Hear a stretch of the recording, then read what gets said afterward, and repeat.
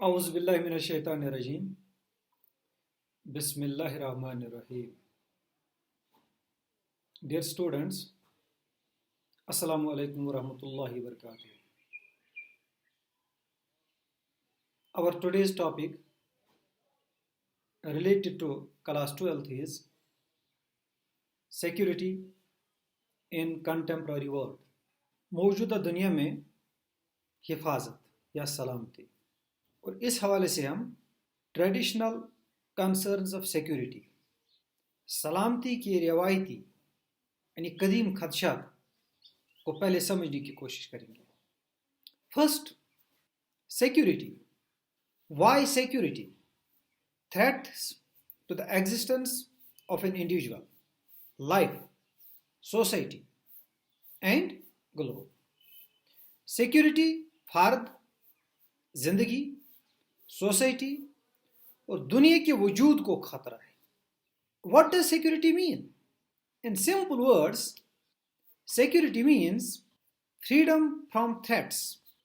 خدشات سے آزادی، خطرات سے آزادی. Dear students, موجودہ دنیا میں سیکیورٹی اہم ایشو بنا ہوا ہے. سیکیورٹی ملک کی بہتری کے لیے نہایت اہم ہے. جمہوری ملک کے شہری سلامتی کی اہمیت کو سمجھتے ہیں. ملک یا فرد کے بنیادی اقدار کو خطرہ ہے.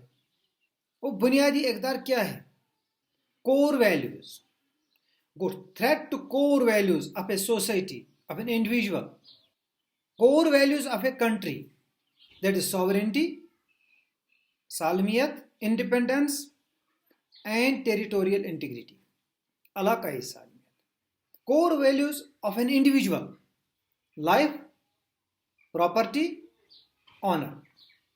اگر ہم اسٹریٹس پر دیکھیں گے، ordinary man and woman they have threats. ان کی زندگی کو خطرہ ہے، مرڈر کا خطرہ ہے، رابری کا خطرہ ہے. Threats are everywhere. ہر وقت دوسرا ملک کچھ کرتا ہے یا کرنے میں ناکام ہوتا ہے. یہ ملک کے بنیادی اقدار کو خراب کر لیتا ہے.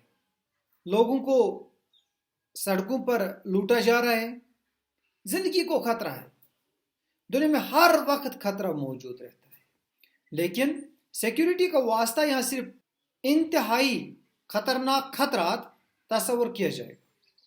وہ خطرات جو بنیادی اقدار کو ہیں، اگر اسے نقصان پہنچا، دیٹس کور ویلیوز، اگر انہیں نقصان پہنچا تو ان کو درست کرنا محال ہے. اگر حالات سے مقابلہ نہ کیا جائے تو. Dear students, essence of traditional security are constantly changing under the impact of technological innovation, new ideas and political evolution. یہ روایتی سلامتی کے جوہر تکنیکی جدت، نئے خیالات اور سیاسی ارتقاء کے اثرات کے تحت مستقل طور پر تبدیل ہوتے رہتے ہیں. Now let's try to understand traditional concerns of security. Traditional concerns of security are external and internal. Let's take first external security.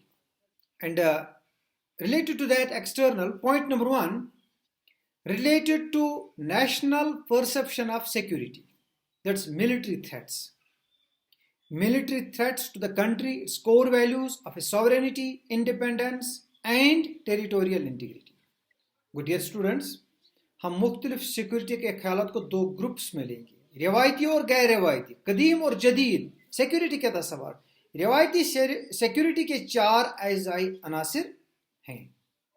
گو انہی: ایکسٹرنل سیکورٹی، بیرونی خطرہ، سلامتی کے قومی تاثر سے متعلق، فوجی خطرات، جنگی خطرات، دیٹس ملٹری تھریٹس. روایتی طور پر ملک کو سب سے بڑا خطرہ ملٹری خطرہ ہی ہوتا ہے. دیٹ از دوسرے ملک کے فوجی کے ایکشن سے بنیادی اقدار کو خطرہ، ملک کی سالمیت، آزادی اور علاقائی سالمیت کو ہوتا ہے. ملٹری ایکشن سے عام شہریوں کی زندگی بھی خطرے میں ہوتی ہے. نہ صرف فوج کی زندگی خطرے میں ہوتی ہے بلکہ عام شہریوں کی زندگی کے خطرے میں ہوتی ہے، بلکہ عام شہری آسان نشان ہوتے ہیں۔ انہیں ٹارگٹ اس لیے بنایا جاتا ہے تاکہ ان کا سپورٹ جنگ کے حوالے سے ختم ہو۔ In response to threats, what can a government do? What can a country do? Any government has three options. That is, first to surrender, next to check the other side from an attack by raising the war cost to an unacceptable level, and third to defend and to receive its objective. وہ جنگ کے خطرہ کے حوالے سے کسی بھی حکومت کے پاس تین آپشنز ہوتے ہیں: سرنڈر کرنا، ہتھیار ڈالنا، یا کہ دوسری طرف جنگ کے اخراجات کو ناقابل قبول سطح تک بڑھاتے ہوئے حملے سے روکنے کے لیے اقدامات کرنا، یہ جنگ کرنا۔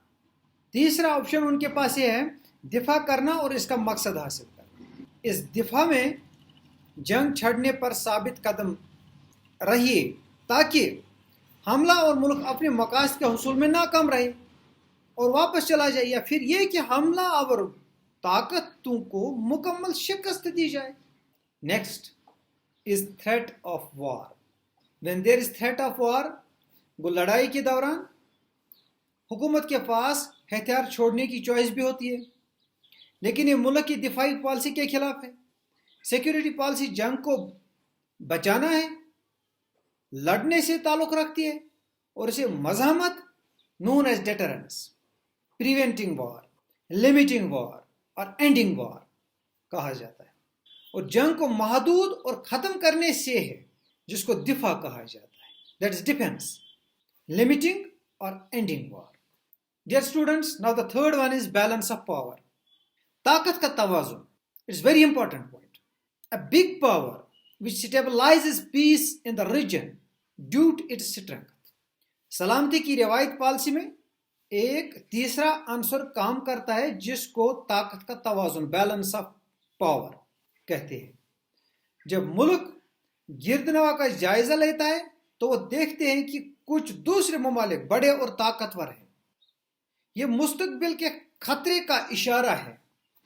ایک پڑوسی ملک یہ نہیں کہے گا کہ وہ حملہ کی تیاری کر رہا ہے، بظاہر حملے کی کوئی وجہ نہیں ہوگی، لیکن یہ حقیقت کہ یہ ملک بہت طاقتور ہے اس جانب اشارہ کرتی ہے کہ مستقبل میں کسی بھی وقت وہ جارحیت پر اتر سکتا ہے۔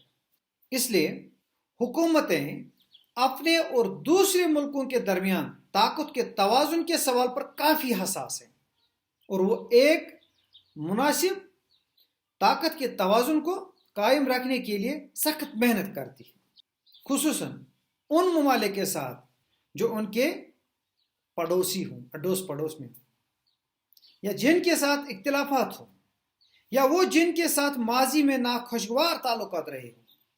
طاقت کے توازن کو برقرار رکھنے کا بہترین طریقہ فوجی قوت میں اضافہ ہے، اگرچہ ٹیکنالوجی اور معاشی قوت کو بھی فروغ دینا ضروری ہے، کیونکہ یہ آخر کار فوجی قوت کی بنیاد ان ہی پر رکھی جاتی ہے۔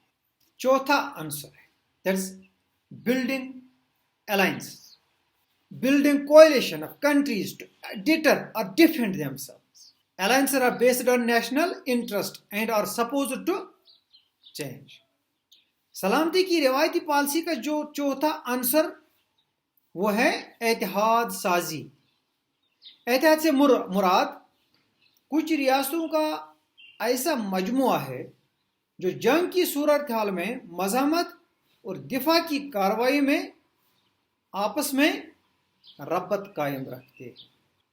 زیادہ تر اتحاد رسمی طور سے لکھے ہوئے ہوتے ہیں، اور میں یہ وضاحت بھی موجود ہوتی ہے کہ اصل خطرہ کس کی طرف سے ہے۔ ریاستیں یا ملک یہ اتحاد اس لیے بناتے ہیں تاکہ دوسرے ملک کے مقابلے میں اپنی طاقت کو مؤثر بنا سکے۔ اتحاد فوجی مفاد کے پس منظر میں بنائے جاتے ہیں، اور قومی مفاد کے ساتھ ساتھ اتحاد بھی بدلتا رہتا ہے۔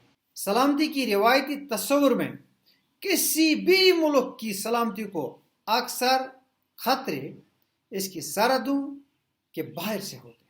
ملک کے اندر کے تشدد کو ایک منظور شدہ طاقت یعنی حکومت قابو میں لا سکتی ہے. عالمی سیاست میں کوئی ایسی تسلیم شدہ طاقت نہیں ہے جو دوسروں سے بلند. عالمی سیاست میں ہر ملک اپنی سلامتی کا خود ذمہ دار ہے. Dear students, now internal threats, that is internal concerns. It means threats to the security from within. یعنی روایتی تصورات اندرونی ملک کی سیکیورٹی کو اندرونی خطرہ. اس میں نمبر 1 ہے that is cold war tension and that is responsible for 1/3 of wars. وہ کی روایتی سلامتی کو اندرونی سلامتی سے تعلق اور واسطہ رکھنا ہے. دوسری عالمگیر جنگ کے بعد دنیا کی طاقتور ملکوں کے اندرونی سلامتی کم و بیش محفوظ تھی، لیکن اس کے بعد کا زمانہ سرد جنگ کا زمانہ تھا. امریکی اتحادی اور سوویت اتحادی کو آپسی مقابلہ تھا. دونوں ایک دوسرے کے فوجی حملے سے خوف زدہ تھے. سرد جنگ 1/3 آف وارز یعنی جنگوں کے لیے ذمہ دار ہے، اور میں سے اکثر تیسری دنیا کے ممالک میں لڑی گئی. 40 کی دہائی میں کالونیوں کو آزادی ملتی گئی، لیکن انہیں خوف رہا کہ کہیں ان کے سابقہ یورپین حکمران ان پر حملہ نہ کر دیں، لہذا خود کو سامراجی جنگ کے خلاف دفاع میں خود کو تیار کریں. And another thing that is separatist movements wanted to form independent states. نئے ملکوں کو علیحدگی پسند تحریکوں کی جانب سے تشویش تھی جو کہ نئے خود مختار ملک بنانا چاہتی تھی. کبھی کبھی بیرونی اور اندرونی خطرہ دونوں یکجا ہو جاتے ہیں. ایک پڑوسی ملک اندرونی علیحدگی پسند تحریک کی مدد کر سکتا ہے یا ان کی حوصلہ افزائی کرتا ہے، جسے دونوں پڑوسی ملکوں کے درمیان کشیدگی بڑھ جاتی ہے. Dear students, and number 3 is civil war. Civil wars are responsible for 95% of the armed conflicts all over the world. خانہ جنگیاں اندرونی لڑائیاں دنیا بھر میں کہیں بھی ہوئی ہو، تمام جنگوں کا 95% حصہ ہے. 1946 اور 1991 کے درمیان خانہ جنگیوں کی تعداد میں 12 گنا اضافہ ہوا. یہ 200 سال میں سب سے لمبی چھلانگ ہے. اس طرح نئے ممالک کے لیے خانہ جنگی اور پڑوسیوں سے بیرونی نوعیت کی جنگوں نے سلامتی کا ایک سنگین چیلنج کھڑا کر دیا. So dear students, traditional concerns of security کے حوالے سے ہم نے بات کی. And our next topic will be انشاءاللہ politics of disarmament. Very interesting topic. Wait and watch. Assalamu alaikum.